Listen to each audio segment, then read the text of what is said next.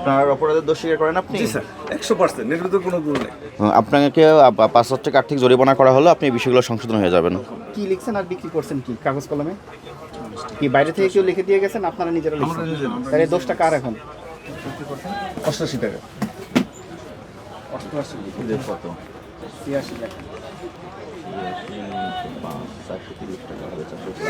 বেশি নিছেন। আপনি মূল্য লিখছেন, আবার আপনি আপনার মূল্য মূল্যটা ভাইলেট লিখে করে দিয়ে গেছে ফেলছেন। কে? আজাদ। আপনার দোকানের লোক লিখছে না? জি জি জি। তাহলে এটা এই আজাদ। মানে কি ডেকে নিয়ে আসেন, কে লিখছে আসেন আমাদের কাছে আসতে বলেন।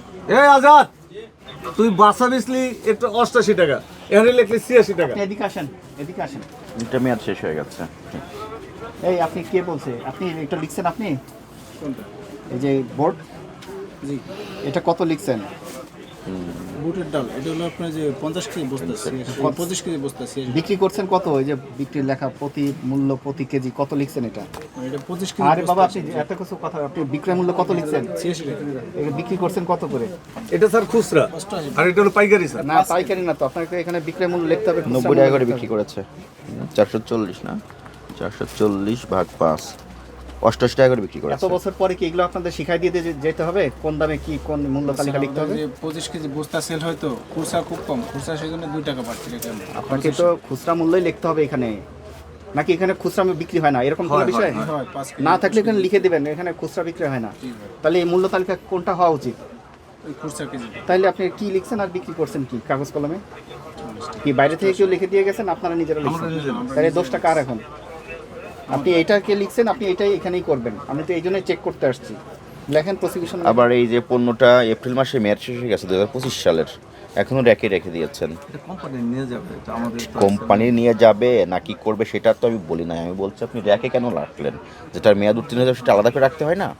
সেটা তো রাখতে পারেন নাই। একটু খেয়াল করে ব্যবসা করতে হবে, বুঝতে পারছেন? আমি আসলে বিব্রত হয়ে যাই এইসব কথা এত বছর পরে বলতে গিয়ে। আপনার দোকানে কি কি অনিয়ম পাওয়া গেল আপনি নিজে বুঝতে পেরেছেন? আপনি বলেন, আপনি যেগুলি বলবেন আমরা এতক্ষণ বললাম, আপনার কাছে কি মনে হচ্ছে কি কি অনিয়ম হয়েছে? অনিয়ম আপনি যেটা বলবেন আমার সেটাই অনিয়ম। ট্রেড লাইসেন্সটা দেখান। হ্যাঁ, ট্রেড লাইসেন্সটা একটা দেখান। business বাইর করুন। তো অনিয়ম যেগুলো পাওয়া গেল এগুলো সংশোধন হতে হবে না? ইনশাআল্লাহ। না, উনাকে আপনি জেন্টলম্যান বলে মনে দেন। হচ্ছে, উনি বুঝতে পারছে ভুল, মানে অ্যাপিয়ারেন্স দেখে বোঝা যাচ্ছে উনি কারণ নিজেও- স্যার এই মধুর ব্যাপারটা আমি একদম মনে হচ্ছে আমার বড় ভাই, না, আমি এগুলো এই company গ্যাঞ্জাম ঝামেলা পছন্দ করি না আমার ঘরে। হয়তো আর আমার এটাই এক্সপায়ার হয়ে গেছে স্যার, এটা থেকে যায়। আরো হয়তো খুঁজলে পাওয়া যাবে। এর প্রত্যেকটা আলাদা আলাদা শাস্তির বিধান আছে জানেন?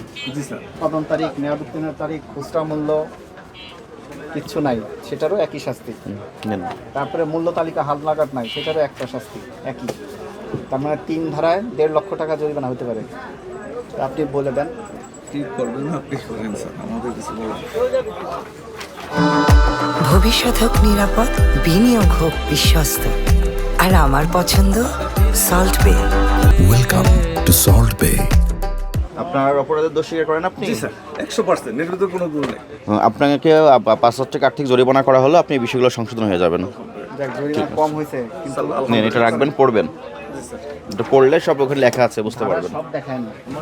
আপনার মুখের কথা তো হবে না, আপনি মুখে বললে হবে? বলে স্যার, আমিও বলতে পারবো না। বলে স্যার, আমি এইটুকু বলি যে এইটুকু আমি এর জন্য বিক্রি না। আমার বিডিএস মান থাকতে হবে, পিওর হতে হলে। ঠিক আছে। পিওর হতে হলে পরীক্ষা করতে হবে ল্যাবে, তারপরে বলতে হবে। আমিও বলার কেউ না পিওর, আচ্ছা স্যার। বুঝতে পারছেন? আমিও বলতে পারবো না পিওর।